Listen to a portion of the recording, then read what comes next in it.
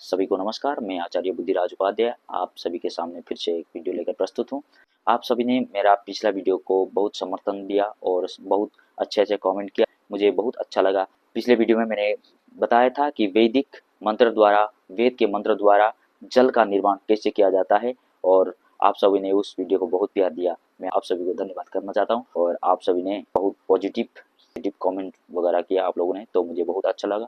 इसलिए मैं आज दूसरे विषय में दूसरा वीडियो लेकर आया हूँ आप सभी के सामने। तो चलिए पहले शुरू करते हैं। आज का विषय ब्रह्मांड के बारे में है। ब्रह्मांड के बारे में साइंस क्या कहता है, साइंस के हिसाब से ब्रह्मांड कैसे बना, हमारा ये सौरमंडल कैसे बना, हमारा ये पृथ्वी, सूर्य, ये सारे तारे और ये सारे ग्रह कैसे बना, और वही वैदिक साइंस यानी कि वेद के मंत्र द्वारा क्या कहा, वेद के मंत्र में क्या कहा गया है कि ब्रह्मांड कैसे बना, आप सभी को आज के वीडियो में मैं यही बताने वाला हूँ। तो चलिए शुरू करते हैं।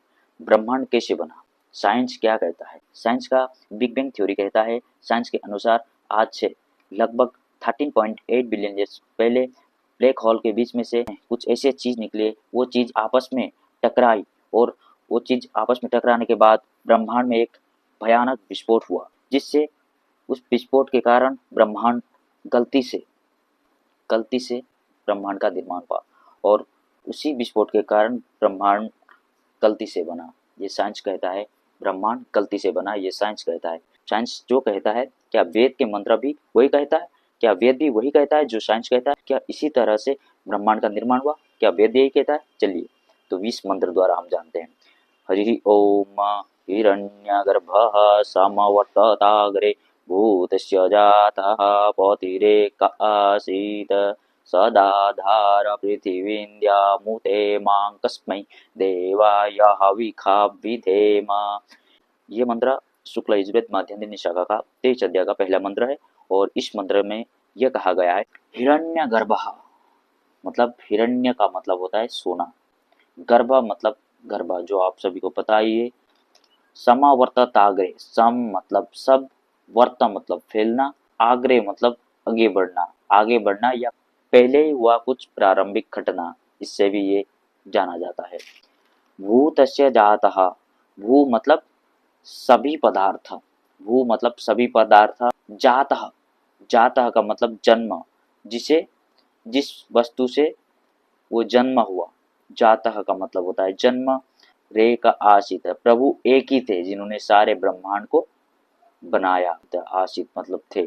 सदाधार पृथ्वी द्यामुते, सदाधार, सा मतलब वो, दाधार मतलब धारण करने वाले, पृथ्वी, पृथ्वी मतलब पृथ्वी, पृथ्वी सहित सारे चीज को धारण करने वाले। द्यामुते, द्याम मतलब आकाश, उता मतलब और, मांग कस्मै देवाय हविखा विधेमा, मांग कस्मै अंक मतलब संख्या, स्मयी मतलब वो, उनके लिए, उन सारे, मांग कस्मै उन सारे असंख्य चीज को धारण करने वाले परमेश्वर, ये चीज उनकी बात हो रही है।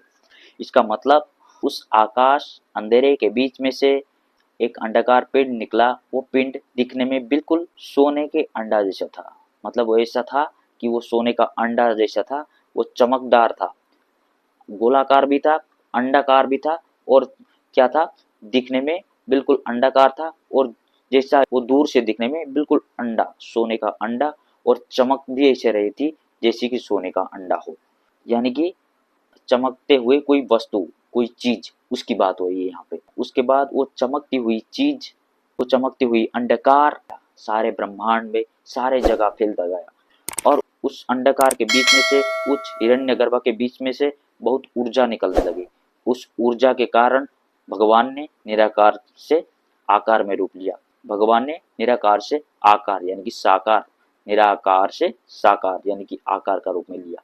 इस मंत्र द्वारा यही कहा जा रहा है। और उसके बाद जब भगवान ने निराकार से आकार रूप लिया, उसके बाद सारे ब्रह्मांड बने। क्या बने, सारे ब्रह्मांड बने, और उस ब्रह्मांड में भू बना, उसके बाद क्या बना, समतल बना, उसमें सारे, उसके बाद सारे ग्रह नक्षत्र पृथ्वी सारे ये सब बने।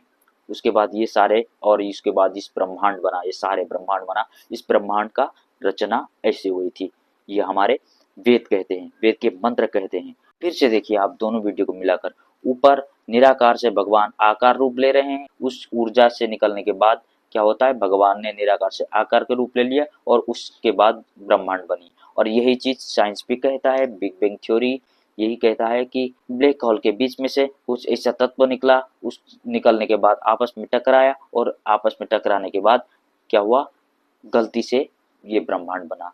आप देख सकते हो दोनों, और दोनों कोई गलत कोई सही नहीं है। मैं नहीं कह रहा हूँ कि हम वेद को सही माने या साइंस को गलत माने, ये नहीं। मैं ये कह रहा हूँ कि आप दोनों को समझिए। अगर साइंस, ये बिग बैंग थ्योरी में साइंस ये कहता है कि ये ब्लैक होल के बीच में से कुछ ऐसा निकला, उस निकलने के बाद आपस में टकराया और ब्रह्मांड की सृष्टि हुई। और यही चीज हमारे वेद के मंत्र द्वारा धार्मिक दृष्टिकोण से भी बताया जा रहा है कि भगवान निराकार से आकार रूप ले रहे हैं। इसमें दोनों में आप देख सकते हो, यहाँ दोनों एक ही तरफ से दिखता है, पर वहाँ मान्यता अलग है।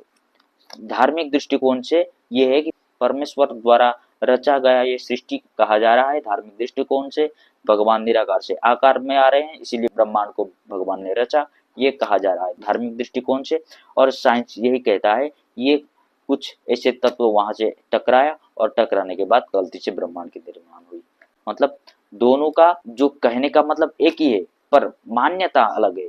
साइंस कहता है कि नहीं, इसके इस कारण हुआ, पर हम आध्यात्मिक रूप से मान रहे हैं, भगवान को परमेश्वर रूप मान रहे हैं, पर साइंस उसको गलती के कारण मान रहा है।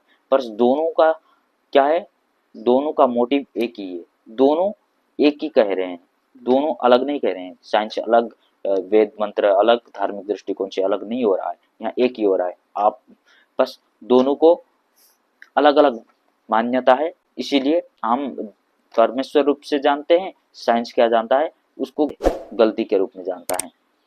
बस अंतर है तो यही है और कुछ नहीं है।